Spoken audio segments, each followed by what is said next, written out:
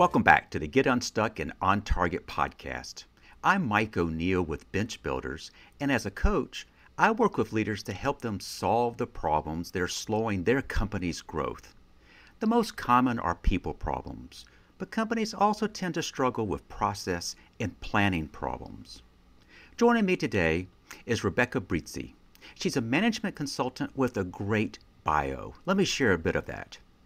If you ask 12 Italian grandmothers for their tomato sauce recipe, you will get 13 different answers. They will all use tomatoes, olive oil, basil, but the quantities will vary, as will the one special ingredient that everyone has.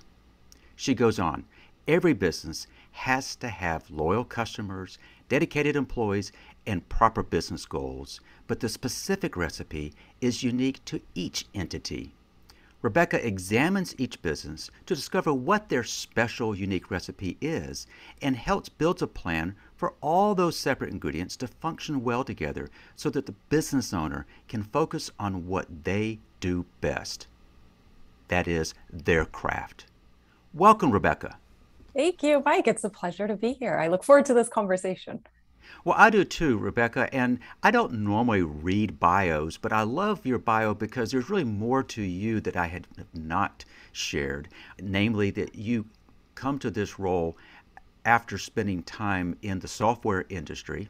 And I would love to kind of learn a little bit more about how you helped a software company grow, because the natural aspect is from that learnings, how do you use that in helping your current clients?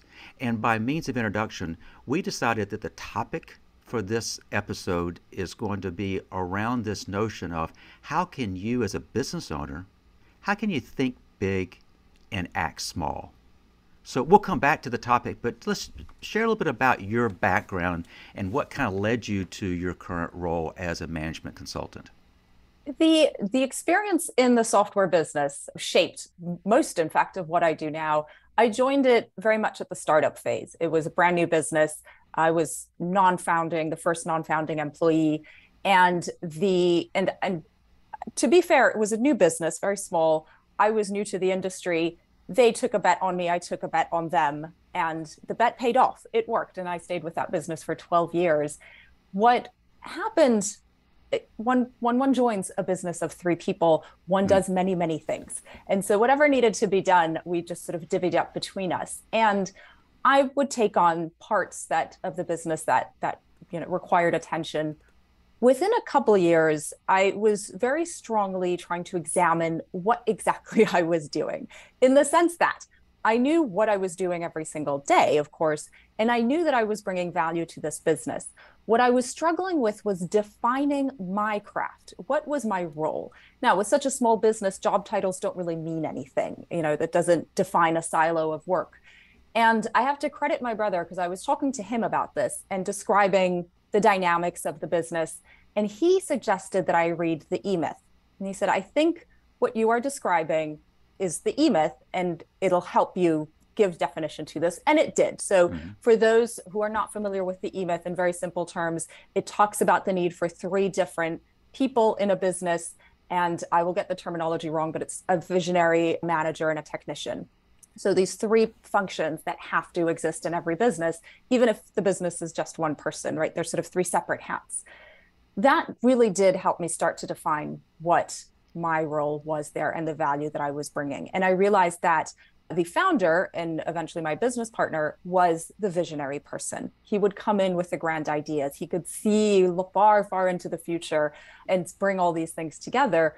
My skill that I was bringing to the table was taking those ideas and making them an applicable reality, something that we could work on day in, day out. And over those 12 years with that business, what I realized was that I was creating a system for managing a business and running a small business that was applicable beyond just that business. And that's really what then brought me to consulting, was having developed this system, having seen it work within the business that I was co-running at that point, this desire to say, I think I've created something. Now I want to bring something to market. I have a product now that I want to share and kind of prove the model. And that's what brought me to consulting. Rebecca, one of the reasons I wanted to have you as a podcast guest is that we both share interest in working with entrepreneurs. Mm-hmm. Why? Because we're entrepreneurs, Mm-hmm. but we enjoy working with entrepreneurs of companies that are growing. Mm-hmm. And when you have growing pains, it opens up a whole new set of issues.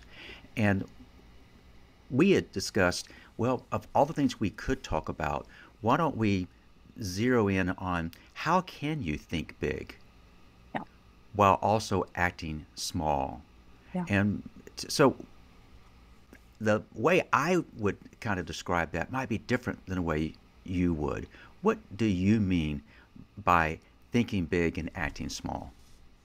I can bring this right back to the experience that I just told you about. I, for many years, thought I could never have a business. I can never be an entrepreneur because I don't have the idea, right? Because I'm not a visionary. So it was already a big development in my own approach to start to see what I did as a business idea, as a craft, and realize that that was something resellable. The thinking big part can take on many different forms. There's no single right way, shall we say, to do it. There's no specific formula. But to start a business and to run a business, one must continuously think big. One must have goals. One must want to carry this forward beyond the next 2 months and 6 months and 12 months even. So there is a thought towards longevity. There is a thought towards growth, towards ideas that haven't realized themselves yet. There's that long-term thinking and the big idea thinking. But big ideas do not happen on their own. These are not things that one can just do. These are not light switch items. So to achieve those big ideas, one must also act small. We wake up in the morning and we have 8, 12, however many hours you spend working to do a series of things. And we're limited to what we can do in that time. And we have to do them in the correct sequence in order to achieve the results we want. That is acting small. That's the recognition that when we're doing the things, we can really only do the next thing that we can do in the pursuit of this thinking big, of this big idea. So both of those things need to coexist. People tend to be better at one than the other. And it's very hard for anybody to do both of those things at the same time because they're very different ways of thinking. You mentioned as an entrepreneur yourself, that these two concepts kind of have to work together. Yes. But you mentioned that we are probably hardwired to be a little bit better at one versus the other. I know that you work with you prefer small to mid-sized businesses, and you're working maybe with founders. Do you find these founders are the ones the most typically who are the big picture folks, or do you find that because they brought you in, they may have gotten caught up in the weeds? You know, that those two things are not mutually exclusive. So there's that for one thing. In a majority of the cases, yes, they are the big thinkers, and that's why they're bringing me in, is because I then can complement that and bring in the act small part of it and give them that plan. But the forest and the trees really do begin to blur at a certain point. And that is the problem with that discrepancy between thinking big and acting small, is that we look at these very big ideas and want to do them as if they were an action. And so we then perform small actions that don't actually fulfill the big idea. So let me give you an example. I worked recently with a client whose the aspiration, the big idea, was to make her business a great place to work. She had this goal. She said, within 12 months, I want this to be the place where my employees want to bring their friends to work. Fantastic goal, extremely admirable. So how does she then do that? She would go into work every day asking herself that question: how do I make this a great place to work? So she's asking about the forest, and then all she's doing is planting trees with no system. I can bring in pizza for everybody today at lunchtime. That's great. People love pizza. It doesn't make this a great place to work. So there was this huge discrepancy between the big idea, but then the activities. Nothing had happened in between to connect these two. And that's where you can get this mix of having a big idea and still being lost in the weeds. So she was doing small individual things that she could do in the moment that might spark joy for the moment. People will enjoy having free pizza, but doesn't actually affect the corporate environment that she is building, not in any sustainable or long-term way. So that's the gap that we need to fill to make sure that bringing in pizza is great, but is part of a much larger plan and is a very minuscule part of that. So build in the whole plan and work towards achieving the situation where this is a great place to work. It's an aspiration, it's not an action. And these are the two things that have to work together.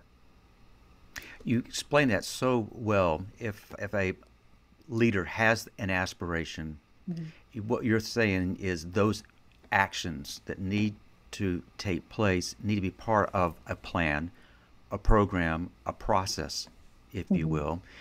As you look at all the possibilities, let's use the example you just gave. She aspired to be an employer of choice, and it sounds as if she began thinking, well, what could I do that would help that? Yes. You used the pizza example. But when you have lots of these ideas out there, how do you help a client take all of these ideas and put them into a plan that is designed to help them achieve that aspiration? It's a seemingly simple approach, but a little more challenging in execution because we're not very good at analyzing ourselves in our own situations. But the approach is very simply to start with the aspiration. And then I do two things. I first work all the way backwards and then work all the way forwards again. So starting at that end, the first question I always ask a business owner or founder who's in that situation is, well, what does this look like?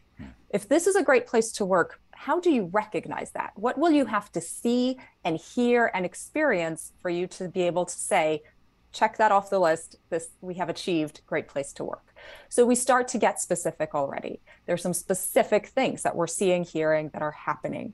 And we keep breaking that down, and we really work backwards from that aspiration into minutia, into very specific things, not concepts, not people are happy, right? We have to be able to say, how do you know that people are happy? And that's different for each individual. So what are those universal things we can identify? We get to a list of minutia, and then we can start to work forward again. How do we create the conditions where this very, very recognizable thing is happening? How do we make that happen, not once, but consistently?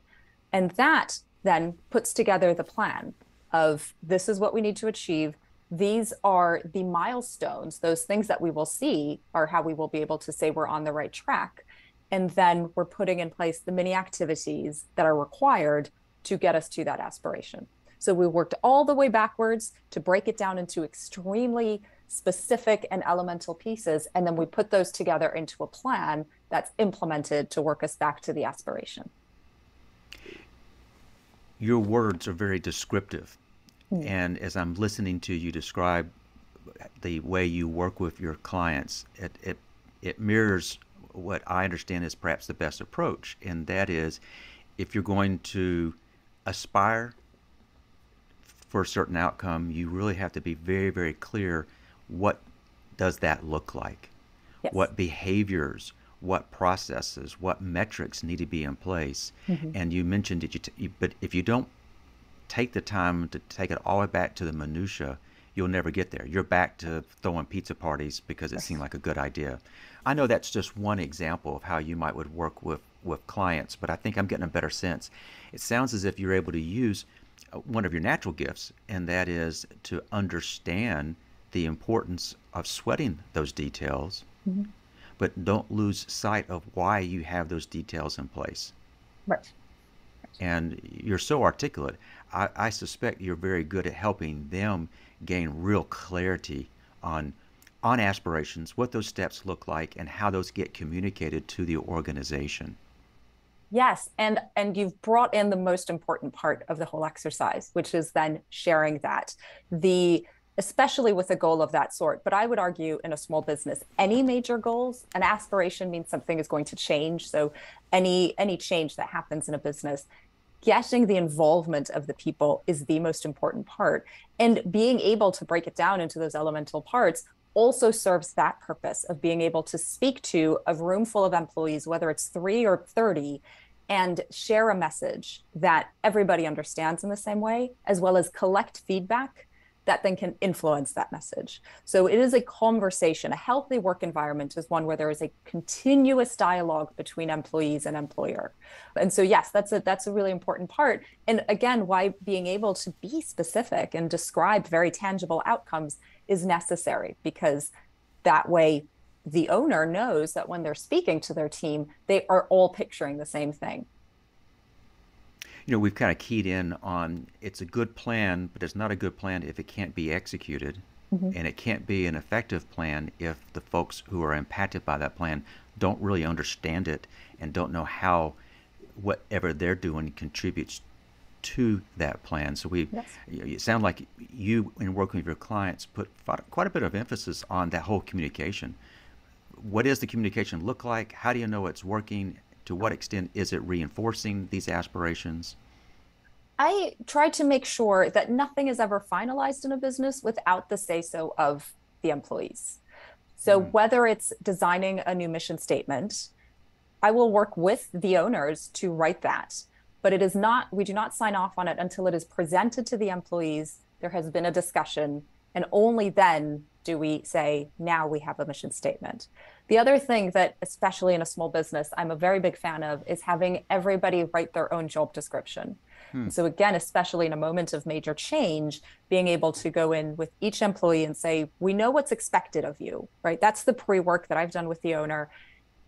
How are you going to achieve this? What are you bringing to the table to this business? And again, that's the dialogue. The employee has to be able to say, this is what I will do to add value to the business. And so this is what I need from the business in order to work in this way, to be able to do these things.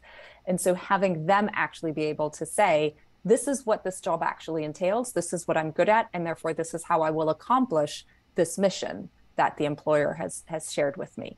So it all has to tie in together. And when we facilitate a dialogue of that sort between the team members and between the hierarchies and the reporting lines, then a lot of great information ensues. There is always something that somebody up the reporting line is not aware of or had not thought of, and vice versa as well. It's so important for employees to understand the exact expectations that are set on their shoulders, that their employers have of them and of their performance. Yeah, I love the fact that you brought up something that might sound kind of administrative, and that is the job descriptions. But Right. by involving the employees and them saying, okay, for this to happen, I need to be doing this, this, and this. And one of these is different than I have been doing, but that really kind of helps buy-in, because they basically are saying, all right, these are the things I need to be able to do. I love that suggestion. Great suggestion. Thank you. I do that within the context of building organizational charts. And if I had $1 for every time somebody has said, I thought organizational charts are so 20th century, they're so passé. And perhaps an old form of doing them is passé, but instead they're so essential to a well-functioning business. Rebecca, as you kind of think about examples, it may be in your life or working with clients where you or the client got stuck. Can you share an example where you or a client got stuck, and what did it take to get unstuck? Well, a lot of this I learned by doing. So going right back to my early experience in a small business that did not have any standard operating procedures or formal training, of course, because it was brand new and we were just coming in every day and not quite surviving. We were fine, but what has to happen next? How do we turn this into a strongly sustainable business? So there was no formal training for me there. And what we would talk about as a group were the expectations of what we needed to achieve. And then I had to go back to my desk and make that happen. And I realized with time, with trying to do that, I can only do a thing. I'd get back to my desk and sit down and say, well, I can pick up the phone and make one phone call, or I can get online, go onto our website and make one update, or those sorts of micro activities. So a lot of it was just by being thrown into that situation, forced to say, well, I have to work for 8 hours today and make something happen, and with very few guidelines other than brand standards and what we want to achieve. And so how do I decide what has to happen next? and working it into those micro things. And that's part of how I then learned to do that, and how I realized that that was a natural skill of mine, of taking something and breaking it down and sort of saying, okay, but what do we mean exactly? And that is something that I find myself thinking in work and in everyday life. I like to understand the fundamental elements and really the micro elements of the things that surround me. You introduce this notion of micro steps, Mm-hmm.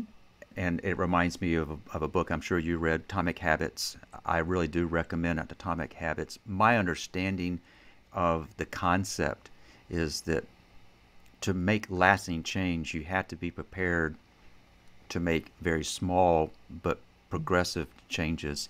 It seems as if you've got kind of a natural gift for understanding how to take a big goal and break it down to smaller goals and further breaking it down to those micro steps. Am I oversimplifying, or is that a apt description of one of your skills? It is an apt description, and it's not oversimplifying. I think it's the exact description of what it is, and something I do.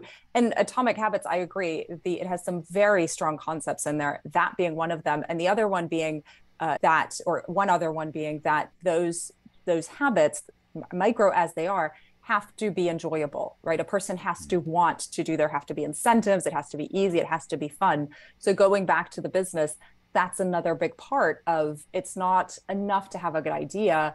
There has to be a motivation behind it. It has to be something that you're happy to work on, those micro things, some of which you will enjoy and some of which you won't. It doesn't mean that you'll hate them, but we have to understand, I always think of it as brushing my teeth. I brush my teeth 3 times a day. I floss, I water pick. This is not something I'm passionate about or that I do for fun, but it's much better than the alternative. So there is always that element in work as well, in being able to say, we have to do these little things. We have to make these changes. They're very specific, but we know exactly why we're doing it. And it's connected to a good outcome. Then the whole plan together, when we do sort of step back again and take a look at it, that is a positive change. And that feeds into that concept of Atomic Habits, of give yourself the incentive to do the thing, because change is not easy, even when it is a positive change. Now, you've already guilted me, because I think you said that you brush 3 times a day and floss and water pick. I'm only down to 2, and so if my dentist is listening, I'll try to do a better job. As you kind of reflect on this concept of think big and act small, what might be some other things that you haven't mentioned you want to make sure that we kind of talk about? The approach is quite universal, and the important thing is to use it in every part of your business. We talked a lot about internal change. We were using an example of make this a great place to work. Just as important with external facing work. When one thinks about one's value proposition, ideal clients, how to communicate, again, breaking it right down, moving it down into those small parts of, well, what do clients need? What do they expect? I was just having this conversation this morning, earlier today, about jargon and the removal of jargon in communicating. And it's an exercise I love to do with my clients, is to have them describe in long form what they do, why they do it, how they do it, without allowing them to use jargon. The fact is, I'm very strict on what I consider jargon within that context. And so it does force them to be very specific. And again, think about when a client is purchasing their service or their product, it's about much more than that. And so we need to understand everything that happens before, everything that leads up to the need. We have to understand everything that happens after they have received the benefit. What does it allow in their life after the fact? So in all parts of business, to really be able to get into that minutia, into that description of the specifics, things that are tangible, working backwards and then working back forwards, will put us in that frame of mind where, once again, we're painting a picture that everybody is seeing. Everybody's seeing the same picture. It makes communicating, whether it's with our employees, with our clients, with our investors, anybody that we're working with, it makes that communication much simpler.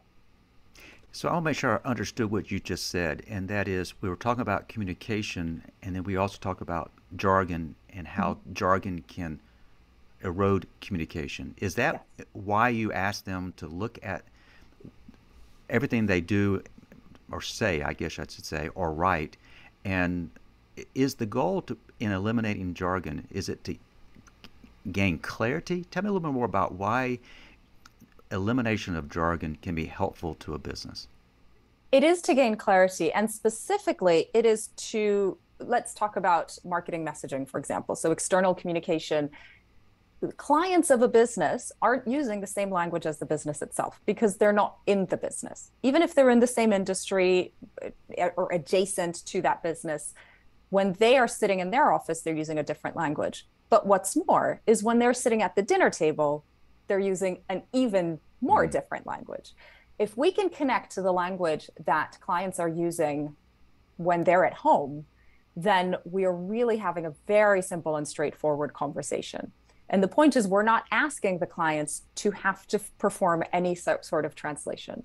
They do not have to translate from their everyday language into our jargon, into our industry language, the language we use at work or at the office. To the point that I was doing this exercise once with a financial planner, and one of the words that I highlighted as jargon was savings account. And she said, that's ridiculous. Everybody knows what a savings account is, and they use the term savings account in everyday language. They either have one or they don't. But the point being that when they are thinking about what matters in their life, savings account is at the end of that conversation. But if they're building backwards to why they have a savings account, what are the advantages, how should they use that differently from a checking account or something else, once we remove the jargon, that's what we're speaking to. An account in which, or a place where one can place money that one does not need to touch regularly so that that money can grow and so on. That's a very different conversation already from just sitting down with somebody and saying, let's talk about your savings account. And it's going to create, again, a dialogue rather than just, you need a savings account. Yes, thank you. Goodbye. Rebecca, you're introducing me to something that it's new to me. And that is, I know that marketing experts say you need to be crystal clear on who your clients are. To really understand them and what motivates them, what are the things that they aspire to, what might be some of their fears, so that you can better meet their needs. But you've introduced something that I've never heard said, and that is, but in communicating with that client, if you aspire, if I use that term again, if the goal is to make communication so clear that it could be shared around a dinner table, that really is taken to the next level. It does. And it affects the business itself, because then when the business owners and the leaders in the business start thinking in that way, not just to then build a marketing strategy with their marketer, which is somebody different, not me, but that's an important part of it. But when they are actually thinking that way in everyday life at their office, now they're thinking about how they're going to develop their service or product in a way that really connects with that client. They're going to be thinking about how to serve that client, how to solve the client's problems. All of that, every interaction they have and every piece of product development is going to be so much more targeted. Well, I'm glad you mentioned that, because this is something that has not come up in the past on any of the previous podcasts. This is excellent. Thank you. As you kind of reflect on what we've discussed, and you say, gosh, I want to make sure that our viewers and listeners get certain things, what might be those takeaways you want to make sure that we have? I like food analogies, as you will have noticed from my bio. And when talking about this specific fact of getting unstuck by not confusing the aspiration with the activity, I like to use the analogy of cooking, specifically tiramisu, simply because it's my favorite food, but it applies to anything. When we say, I want to make tiramisu, that is not something that we can do. That's not a single action. It is a series of activities. So I start at the end. I want to make tiramisu. I then think about, well, in order to do that, and I work backwards, I need to have the ingredients, I need to have the equipment, and I need to have the time and the place in space in my kitchen. And then I work back forwards. All right, now I'm going to start by separating my eggs, and then I'm going to beat the yolks with the sugar, and so on and so forth until I have a tiramisu. That's the analogy that everybody can relate to, because everybody cooks to some extent, even if it's just toast. We have to make a decision to make toast and then possibly butter the toast. There's always steps involved. And so that's one way to think about it, and a way to remember the aspiration is something you can achieve, but then it has to be built up by activities, which are the things you can actually do. Very well said. You know, as people are listening, they're saying, gosh, I'd like to learn more about Rebecca. I'd like to reach out and connect with Rebecca. What's the best way for them to do that? First of all, I welcome all of that, and I welcome comments or your experience on anything you've heard in my discussion here with Mike. LinkedIn is a good starting place. So Rebecca Brizi on LinkedIn. Links will be shared, I'm sure. I'm on Twitter as well and quite active on Twitter at RG Brizi, RG in my surname. And of course, I have a website, which is rgbrizi.com, and people can contact me directly through there. The other one that I will mention is my book called Phrases for Business Success. And that's a link to the Amazon page is available on my website. But the reason I mention it is because it's a series of phrases to be applied in business. Every single phrase comes with an exercise for the reader to perform with regards to their own business. So it's actually a functional workbook, really, more than a book itself. And it's a good introduction to how I work with businesses. So if the sorts of things that you heard in this conversation seem like they could be useful tips, then you'll find a lot of that in that book. Excellent. And yes, in the show notes, we will include links to your website, to your LinkedIn profile, your Twitter handle, and I'll try to make sure we include a link to the book as well. So, Rebecca, as expected, I enjoyed our time together. You have a gift for taking what could be complicated and make it sound much more understandable. And I'm glad you're able to use that gift and share that gift with others. Thank you for doing that with us and on this podcast today. Thank you, Mike. This has been great fun. I appreciate it. I also want to thank our listeners for joining us today. This is episode 107. So if you want to access all the podcasts, go to our website, bench-builders.com. And while you're there, you can subscribe to our weekly blog called The Bottom Line. This weekly newsletter is a quick read, and it will offer you even more practical management tips. So my question for our listeners, are you trying to grow your business and you want to make sure you got the right people, process, and planning systems in place to grow smoothly? If yes, let's talk. Head over to bench-builders.com and schedule a non-sales call. We're going to talk about your growth goals and explore practical steps that you can take now to make sure that growth in fact happens. So I want to thank you for joining us, and I hope you have picked up on some tips from Rebecca. They'll help you get unstuck and on target. Until next time.